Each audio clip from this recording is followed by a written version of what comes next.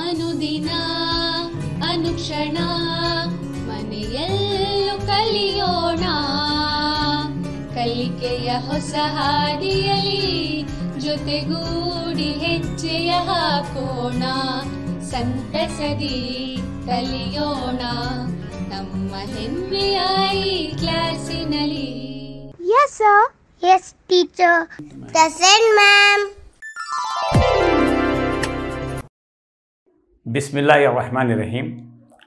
शुरू अल्लाह के नाम से जो बड़ा मेहरबान और रहम वाला है। अस्सलामु अलैकुम।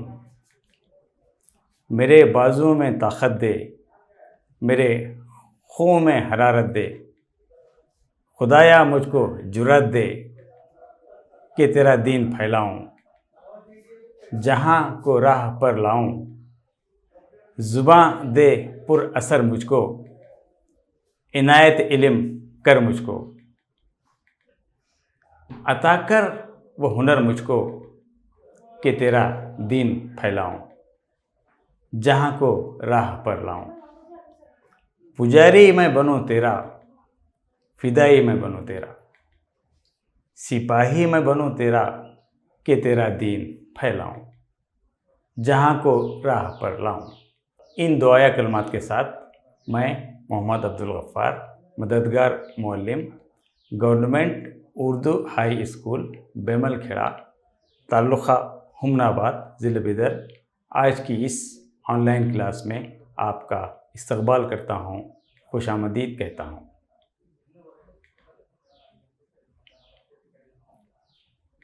तलबा व तालिबात, आज हम 10वीं जमात की दरसी किताब नौबहार अदब ज़ुबान अव्वल का एक सबक पढ़ेंगे, जिसका नाम है बदयून के शाम व सहर, जिसकी मुसन्निफ़ा हैं बच्चों अदा जाफ़री, और हमने इसको 3 मरहलों में मुकम्मिल किया है। साबिक़ा में हमने 2 क्लासों में हमने सेशन 1 और सेशन 2 के तौर पर सबक को पढ़ा है। अब हम आखिरी मरहले के तौर पर सेशन 3 सबक को इस तरह से मुकम्मिल करेंगे, जिसका सफ़ा नंबर 21 है। सबक के तसलसल को बरकरार रखने के लिए हमें साबिक़ा जमात की कुछ नुकात का सरसरी इआदा करना होगा। मैं सरसरी इआदा करूँगा, आप इसको नोट फरमा लें। साबिक़ा क्लास में हम ये पढ़ चुके हैं कि सबक बदयून की शाम व सहर एक खुदनोश सवाने है, जो कि अदा जाफ़री की लिखी गई किताब जो रईसो बेखबरी से माखूज़ है। इसमें इनकी ज़िंदगी के हालात और वाक़यात, इनकी तरबियत और इस ज़माने की मख़सूस तहज़ीब का ज़िक्र है। खुदनोश सवाने यादों का एक एल्बम होती है, जिसके मुताले से ख़ारी यानी पढ़ने वाला भी लुत्फ़अंदोज़ होता है। जोश मलिह आबादी की यादों की बारात और क़ुर्रतुल ऐन हैदर की कारे जहाँ दराज है उर्दू की मशहूर खुदनोश सवाने हैं। और ये सबक जो हम के मुतालिया कर रहे हैं, जो रही सो बेखबरी रही से लिया गया है, जिसकी मुसन्निफ़ा अदा जाफ़री है, जिसमें इनके बचपन, इनके ख़ानदानी हालात, इनकी तरबियत और ज़माने की ख़ास तहज़ीब का ज़िक्र है। तख्लीक़ कार के जुमला 4 शेरी मजमूए हैं। 24 बरस की उम्र में इनका पहला शेरी मजमुआ मैं साज़ ढूंढती रही के नाम से शाये हुआ। इसके बाद इनके 3 और शेरी मजमूए गज़ाला तुम तो वाकिफ़ हो, शहर सुखन बहाना है और शहर दर्द मंजर आम पर आए। वो उर्दू की मकबूल शायरा के अलावा अच्छी नसर निगार भी हैं। आपका इंतकाल मार्च 2015 ईस्वी को कराची में हुआ। तलबा तालिबात, सबक के इब्तिदाई सेशन में हम ये जान चुके हैं कि 82 ईस्वी में मुसन्निफ़ा ने जिलानी बानो से बदयून की खैरियत दरियाफ्त की, तो इन्हें मालूम होता है कि ये शहर वक्त के साथ साथ बढ़ने, फैलने, निखरने के बजाय कुछ अपने ही हुदूद में सिमट कर रह गया है। और इन्हें ये जानकर दुख होता है कि बदवी शहर और भी धुंधला गया है। इन्होंने जो शहर देखा था, इसमें खदामत पसंदी थी और बेलचक उसूलों की पाबंदी थी, और इसकी खाक आँखों की रोशनी का सुरमा थी। अदा जाफ़री एक बार 49 ईस्वी में और दूसरी बार 1955 में या फिर 1956 ईस्वी में हिंदुस्तान गई थी। जब वो बदायूं आईं तो इस वक्त वो घर मौजूद था, लेकिन इस घर के मकीन वहाँ मौजूद नहीं थे। सिर्फ दीवान खाने में चंद रिश्तेदार रह गए थे। अब वो रिश्तेदार भी नहीं रहे। रफ्ता रफ्ता वो लोग भी वहाँ से छोड़कर चले गए और वो घर भी नहीं रहा। किसी ने बताया कि जिस जगह बड़ी हवेली थी वहाँ अब कई फ्लैट तामीर हो चुके हैं। चलते वक्त दीवारों पर हाथ का लम्स यानी निशान छोड़ा था, वो अब नहीं रहा। माजी का दौर कितनी ही दुश्वारियों में गुजरा हो, कितनी ही महरूमियाँ और मजबूरियाँ उस वक्त मुक़द्दर बन गई हों, यादों के आईने में सजी हर तस्वीर हसीन भी हो जाती है और अजीज़ भी। मुसन्निफ़ा कहते हैं, अब कभी बड़ी हवेली का जिक्र आ जाए तो वो मोहब्बतों के फवार में भीग जाती है। वो मोहब्बतें जो इस वक्त भी बहुत कीमती थीं, आज और बेशकीमत मालूम होती हैं। सारी पाबंदियाँ जिन पर दिल दुखा करते थे, आज उन्हें वो बेहकीकत नज़र आती हैं। बड़ी हवेली के दुवेट पर एक दिया और भी था, वो हमारी अम्मा थी। अम्मा से मुराद घर की ज़ईफ़ खातून या सबसे बड़ी बुजुर्ग खातून जो कि मुलाजिमा थी। घर के छोटे बड़े सभी ने अम्मा कहते थे। मुझे याद नहीं अम्मी ने कभी अपने बच्चों पर गुस्सा किया हो, लेकिन अम्मा की डांट हम सब ने खाई है। नाबिना थीं लेकिन बड़े आन बान से रहती, कहने को मुलाजिमा थीं मगर तमाम नौकरों पर और बच्चों पर इनका हुक्म चलता था। ख़ास तौर पर बच्चों की तरबियत को वो अपना बड़ा फ़र्ज़ समझती थी। इन्होंने मेरी वालिदा की परवरिश की थी और पूरी ज़िंदगी इसी एक चौखट पर गुजार दी। अब बुढ़ापे में इनका हर तरह से ख्याल रखना ही नहीं, अदब करना हम पर लाजिम था। सबक के दूसरे हिस्से में तलबा तालिबात हम जान चुके हैं कि अम्मा का रंग सांवला रंग था। वो दुबली पतली हड्डियों पर इनकी कहल चिपकी हुई, कभी खद लांबा रहा होगा, मगर जब से मैंने देखा लाठी के सहारे झुककर चलती थी। उम्र में इस ख़ानदान के हर फर्द से बड़ी थी और अपनी इस बड़ाई से बखूबी वाकिफ़। वो कुछ भी कह दें, घर में ऐसा कोई नहीं था जो इन्हें पलटकर जवाब दे। तनख्वाह हर महीने बड़े तनतने से उसूल बल्कि कबूल करती थी। अम्मी को बिटिया कहती। इनकी तंबी से बचना अम्मी के लिए भी मुश्किल था। नौकरानियाँ इनसे डरी सहमी रहती थी, लेकिन बच्चे किसी ना किसी तरह हिसाब चुकाते रहते। कभी इनकी लाठी छुपा दी, कभी बड़ों की आंख बचाकर इनकी गठरी पोटली खोल दी। सर्दियों के मौसम में वो अपने बेटे से गाँव का खालिस घी मंगवाती और इसमें जर्द रंग की छोटी छोटी दखनी मिर्चें डालकर किसी नौकरानी को हुक्म देकर अपने दबदबे की निगरानी में पकवाती और ये मलगुबा एक मिट्टी की हांडी में डालकर पलंग के सिरहाने रख दिया जाता। हर सुबह वो टटोल कर हांडी उतारती और 3 उंगलियों की मदद से जमे हुए घी का एक हिस्सा निकालकर खा जाती। एक बार हम लोगों से किसी बात पर खुश होकर इस नाश्ते का राज बता दिया कि इसके खाने से कोई बीमारी पास नहीं फटकती। साथ ही बड़ी सख्ती से ताकीद भी की कि अगर किसी ने इस हांडी को हाथ भी लगाया तो अच्छा नहीं होगा।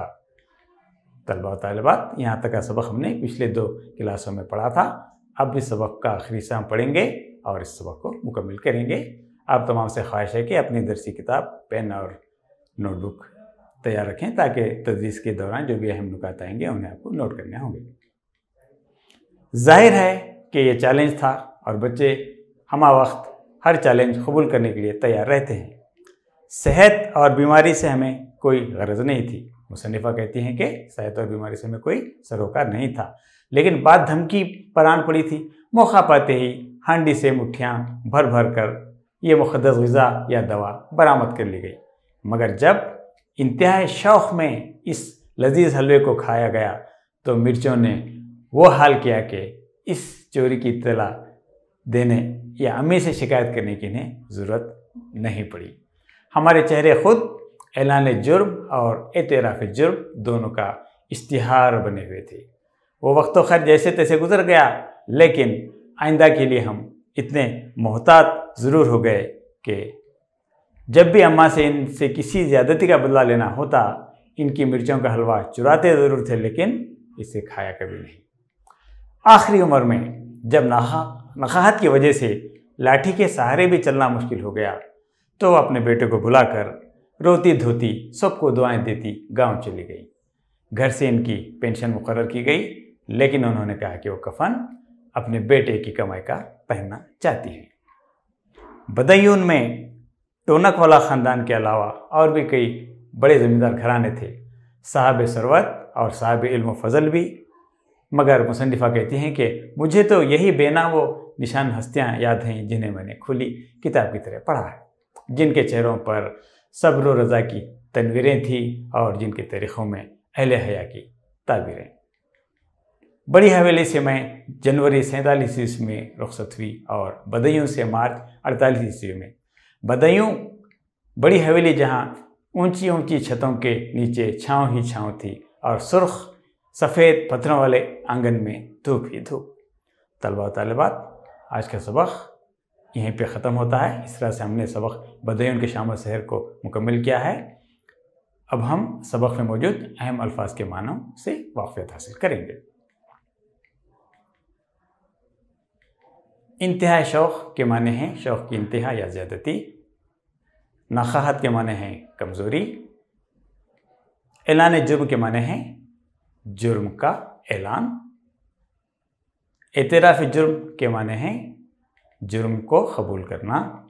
मोहतात के माने हैं एहतियात किया हुआ या होशियार। पेंशन के माने हैं वजीफ़ा। साहब सरूरत के माने हैं दौलतमंद लोग।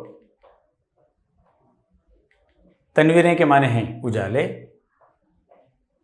साहब इल्म फजल के माने हैं इल्म रखने वाले। अहले हया ने शर्म वाले लोग। तलबा व तालिबात, अल्फाज माने जानने के बाद अब हम सबक में मौजूद अल्फाज की वाहिद जमा लिखेंगे। धमकी की जमा होगी धमकियाँ। किताब की जमा होगी किताबें। दवा की जमा होगी दवाएं। फ़र्द की जमा होगी अफराद। लाठी की जमा होगी लाठियों। हांडी की जमा होगी हांडियों। बीमारी की जमा होगी बीमारियों। नौकरानी की जमा होगी नौकरानियाँ। हवेली की जमा होगी हवेलियों। अब हम सबक में मौजूद अहम अल्फाज की अज़दाद के बारे में वाक़ियत हासिल करेंगे, जो कि कुछ इस तरह से हैं। ज़िंदगी की ज़िद होगी मौत। कामयाबी की ज़िद होगी नाकामी। इसी तरह से बचपन की ज़िद होगी जवानी। शायर की ज़िद होगी शायरा। नसर निगार की ज़िद होगी नज़म निगार। मेहमान की ज़िद होगी मेज़बान। खुशबू की ज़िद होगी बदबू। फैलना की ज़िद होगी सुकड़ना। और खूबसूरत की ज़िद होगी बदसूरत। इसी तरह से बच्चों, उजाले की ज़िद होगी अंधेरे। दुख की ज़िद होगी सुख। शहर की ज़िद होगी गांव। मोहब्बतें की ज़िद होगी नफ़रतें। सेहत की ज़िद होगी बीमारी। दुआएं की ज़िद होगी बद्दुआएं। तलबा व तालिबात, अब हम एक और मशक़ी सरगर्मी करेंगे। सबक में मौजूद अहम अल्फाज को हम जुमलों में इस्तेमाल करेंगे। इन अल्फाज को जुमलों में इस्तेमाल कीजिए। ऐलान जुर्म, जिसको हम कुछ इस तरह से यूज़ करेंगे। मिर्चों का हलवा ज़्यादा खाने से बच्चों के चेहरे ऐलान जुर्म बने हुए थे। इश्तिहार को हम जुमलों में इस तरह से इस्तेमाल करेंगे कि मुख्तलिफ़ नौकरियों की भर्ती के लिए अखबार में इश्तिहार दिया जाता है। मोहतात, हम अपने बुजुर्गों से बात करते वक्त मोहतात रहते हैं। नखाहत के माने हमें मालूम है कमज़ोरी को कहते हैं। वक्त पर ग़िज़ा ना खाई जाए तो हमें नखाहत होती है। सहारे, उम्र रसीदा लोग लाठी के सहारे चलते हैं। दुआएं, वालिदैन अपने बच्चों को हमेशा दुआएं देते हैं। पेंशन, हुकूमत वजीफा याब मुलाजिमीन को पेंशन देती है। कफन, मरे हुए लोगों को कफन पहनाया जाता है। इसी तरह से बच्चों एक और लफ्ज़ है तंबी। बुरे कामों से बचने के लिए हमें तंबी की जाती है। मुलाजिमा, मुलाजिमा घर का काम करती हैं। तरबियत, अच्छी तरबियत से ज़िंदगी संवरती है। हुक्म, हम सब अल्लाह का हुक्म मानते हैं। लाजिम, लाजिम को हम इस तरह से जुमलों में इस्तेमाल करेंगे, हम पर 5 वक्त की नमाज अदा करना लाजिम है। अजीज़, औलाद अपने वालिदैन को अजीज़ होती है। हिम्मत, मुश्किल और बुरे वक्त में हमें हिम्मत से काम लेना चाहिए। अजीज़ तलबा तलबात, अब हम मशक़ी सरगर्मी में से एक और सरगर्मी करेंगे जो है खाली जगहों को भर्ती करना, जिनके अल्फाज कुछ इस तरह से हैं। चैलेंज, हस्तियाँ, सेहत, हांडी, टोनक, नखाहत, पेंशन, कफन। अजीज़ तलबा तलबात, इन अल्फाज को आप खाली जगह में भर्ती करना है, लिहाजा इन्हें गौर से देखिए और ज़हन कर लीजिए, जिसके कुछ सवालात आएंगे जो कि इस तरह से हैं। बच्चे हमा वक्त डैश कबूल करने तैयार रहते हैं। इसका जवाब होगा बच्चों, चैलेंज कबूल करने हमेशा तैयार रहते हैं। डैश और बीमारी से हमें कोई गरज नहीं थी। इसका जवाब है सेहत और बीमारी से हमें कोई गरज नहीं थी। मौका पाते ही डैश में से मुट्ठी भर भर कर ग़िज़ा बरामद कर ली गई, हांडी में से ग़िज़ा बरामद कर ली गई। आखिरी उम्र में डैश की वजह से लाठी के सहारे भी चलना मुश्किल हो गया। इसका जवाब आएगा इसमें नखाहत की वजह से। अब एक सवाल आपके सामने दरपेश है, घर से उनकी डैश मुकर्रर की गई। इसका जवाब होगा पेंशन। और सवाल दूसरा नेक्स्ट ये इस तरह से है कि इन्होंने कहा कि वो डैश अपनी बेटे की कमाई का पहनना चाहती हैं। इसका जवाब होगा बच्चों कफन। बदायूं में डैश वाला ख़ानदान के अलावा ज़मींदार घराने थे। इसमें जवाब आएगा टोनक वाला ख़ानदान के अलावा ज़मींदार घराने थे। मुझे तो यही बेनाम डैश याद हैं। इसके जवाब में हम लिखेंगे हस्तियाँ। इस तरह से हमने तलबा तलबात एक और सरगर्मी के तहत अब हम 4 मुतबदल जवाबात में से एक जवाब को चुनकर लिखना है। सवाल नंबर 1 आपके सामने हाजिर है, जो कि कुछ इस तरह से है। अम्मा ने पूरी ज़िंदगी गांव में गुजार दी, हवेली में रहना पसंद नहीं था, या एक चौखट पर गुजार दी। इसका सही जवाब है एक चौखट पर गुजार दी। सवाल नंबर 2, अम्मा को जब भी देखा, अलीफ झुककर लाठी के सहारे चलती या झुकी हुई रहती, वो सीधी खड़ी रहती या इन्हें किसी सहारे की ज़रूरत नहीं थी। इसका जवाब है बच्चों झुककर लाठी के सहारे चलती। अम्मा का हर कोई एहतराम करता था और कोई नहीं था जो इन्हें पलट कर जवाब दे, या खामोश रहता, या इन्हें जवाब दे देता, या इनकी बातों को नज़रअंदाज कर देता। इसका जवाब है बच्चों कोई नहीं था जो इन्हें पलट कर जवाब दे। सवाल नंबर 4, अम्मा सर्दियों के मौसम में आमेज़ा तैयार करती, घी और गुड़ का, घी और काली मिर्चों का, घी और शक्कर का। इसका जवाब है बच्चों घी और जर्द रंग की लाल मिर्चों का। सवाल नंबर 5, अम्मा हर सुबह हांडी उतार कर जमे हुए एक घी का एक हिस्सा खाती, 3 उंगलियों की मदद से, 2 उंगलियों की मदद से, या फिर 4 उंगलियों की मदद से, या 1 ही उंगली की मदद से। इसका जवाब है 3 उंगलियों की मदद से। सवाल नंबर 6 इस तरह से आपके सामने, अम्मा ने बड़ी सख्ती से ताकीद की कि इस हांडी से रोज़ खाया करो, अगर किसी ने हाथ लगाए तो शिकायत होगी, या 3 उंगलियों से घी निकाल लो, अगर किसी ने इस हांडी को हाथ लगाया तो अच्छा ना होगा। इसका जवाब है बच्चों अगर किसी ने इस हांडी को हाथ लगाया तो अच्छा नहीं होगा।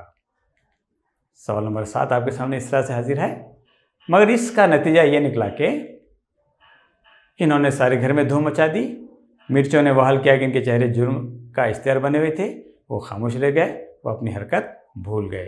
इसका जवाब है मिर्चों ने वहाल किया कि इनके चेहरे ऐलान जुर्म का इश्तिहार बने हुए थे।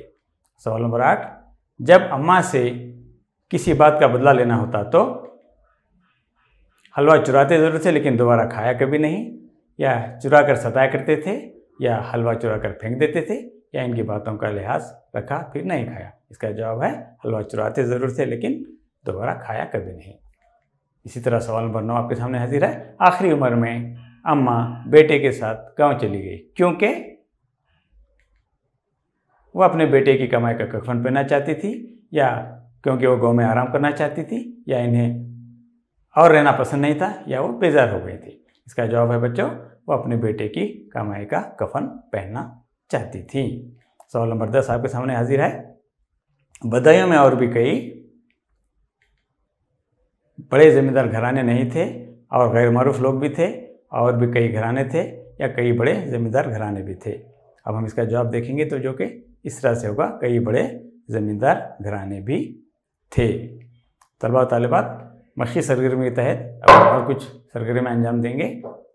एक जुमले में जवाब दीजिए, जिसका सवाल नंबर 1 इस तरह से है। बच्चे चैलेंज कबूल करने के लिए कब तैयार रहते हैं? इसका जवाब होगा बच्चों बच्चे चैलेंज कबूल करने के लिए हर वक्त तैयार रहते हैं। सवाल नंबर 2, बात किसकी आन पड़ी थी? इसका जवाब है बात धमकी की आन पड़ी थी।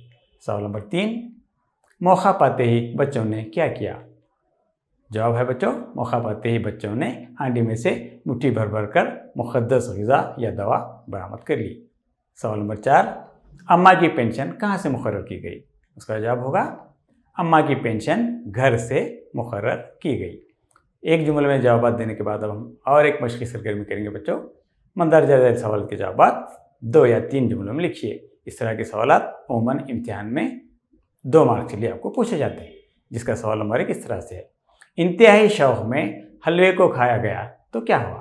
इसका जवाब है बच्चों इंतहाई शौक़ में इस हलवे को खाया गया तो मिर्चों ने वो हाल किया कि इस चोरी की इत्तला देने या अम्मी से शिकायत करने की इन्हें ज़रूरत नहीं पड़ी। सवाल नंबर 2, बदायूं में कौन कौन सी हस्तियाँ मुसन्निफ़ा को याद हैं और क्यों? इसका जवाब हम इस तरह से लिखेंगे।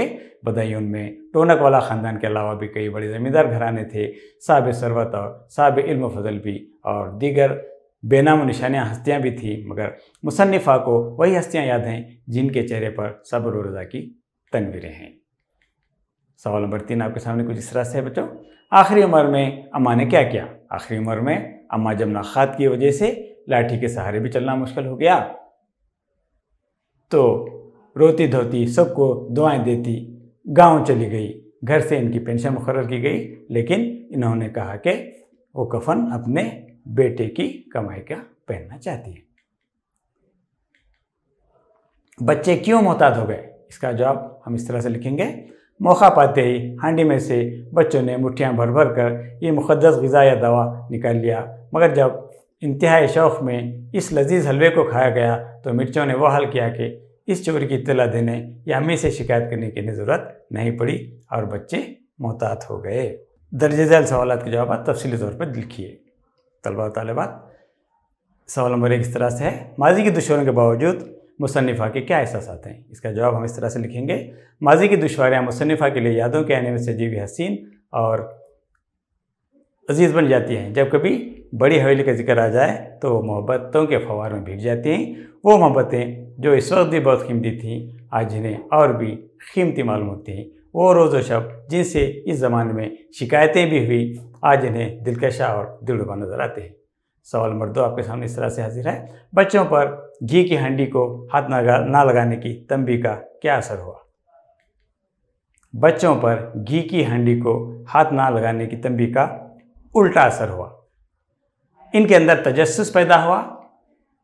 एक मरतबा बच्चों ने इनके गैर मौजूदगी में हाथ डालकर बहुत सा हलवा निकाल लिया और मुरब्बा खा लिया, लेकिन इसका असर ये हुआ कि मिर्च की तेज़ी से मुंह जलकर लाल हो गए। लेकिन बात ऐसी थी कि इसको कुछ किसी से कहा भी नहीं जा सकता था, लेकिन बाद में अम्मा को सताने के लिए इसमें से घी निकालकर ज़ाय कर दिया जाता।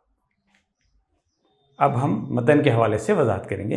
इस तरह के सवालात अमूमन इम्तिहान में तलबा व तालिबात पूछे जाते हैं। इसमें आपको इस तरह से वजाहत करनी होती है कि ये जुमला किस सबक से लिया गया है, इसके लिखने वाले कौन हैं, यह जुमला किसने कहा और कब कहा। चलिए इसके पेश नज़र सवाल नंबर 1 इस तरह से आपके सामने हाजिर है। सेहत और बीमारी से हमें कोई गरज नहीं थी। इसका जवाब हम इस तरह करेंगे इसकी वजाहत कि ये जुमला सबक बदय्युन के शाम और सैर से लिया गया है, जिसे अदा जाफरी ने लिखा है। ये जुमला अम्मा ने अपना खालिदगी से तैयार करदा मलगूबा की तारीफ़ करने के बाद कहा था, इसको खाने से बीमारी पास नहीं फटकती। तो बच्चों ने कहा कि सेहत और बीमारी से हमें कोई गरज नहीं थी। सवाल नंबर 2, हांडी में से मुट्ठियाँ भर भर कर ये मुक़द्दस ग़िज़ा या दवा बरामद कर ली गई। इसकी वजाहत हम इस तरह से करनी होगी कि ये जुमला सबक बदय्युन के शाम और सहर से लिया गया है, जिसे मुसन्निफ़ आदा जाफरी ने लिखा है। ये जुमला इस वक्त कहा गया जब अम्मा ने मलगूबा तैयार करके एक मिट्टी की हांडी में डालकर पलंग के सिरहाने बड़े ताख में रख दिया था। वो कफन अपने बेटे की कमाई का पहनना चाहती हैं।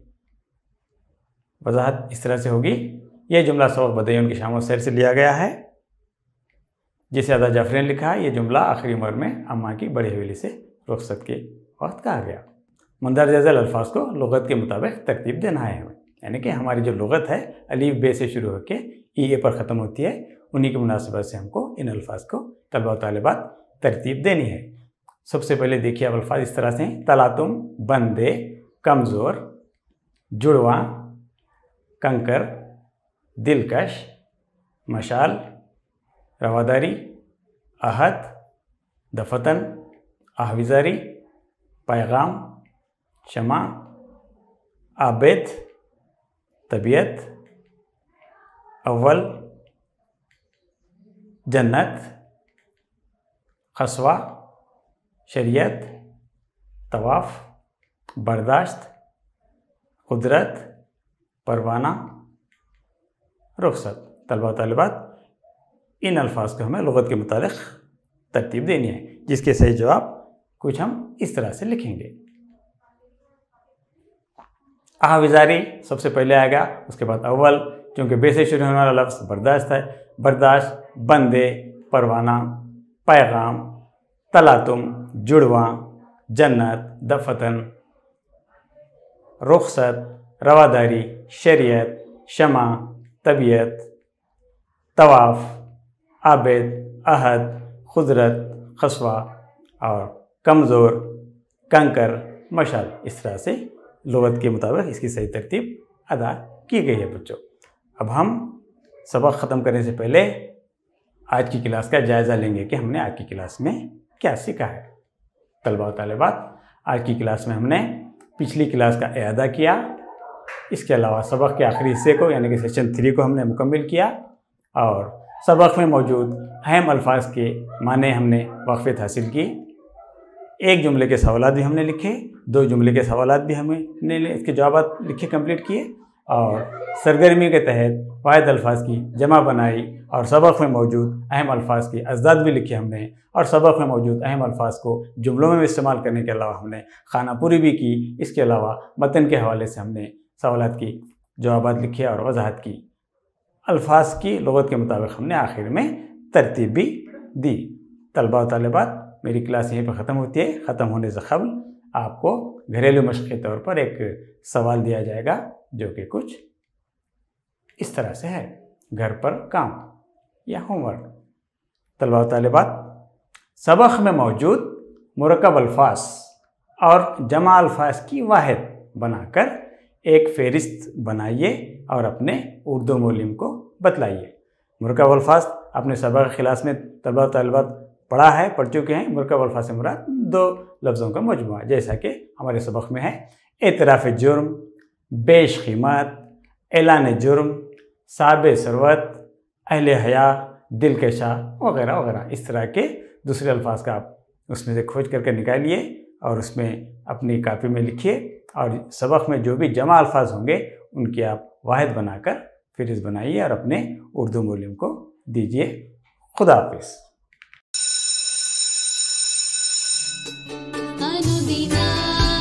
अनुक्षण मನೆಯಲ್ಲೂ ಕಲಿಯೋಣ।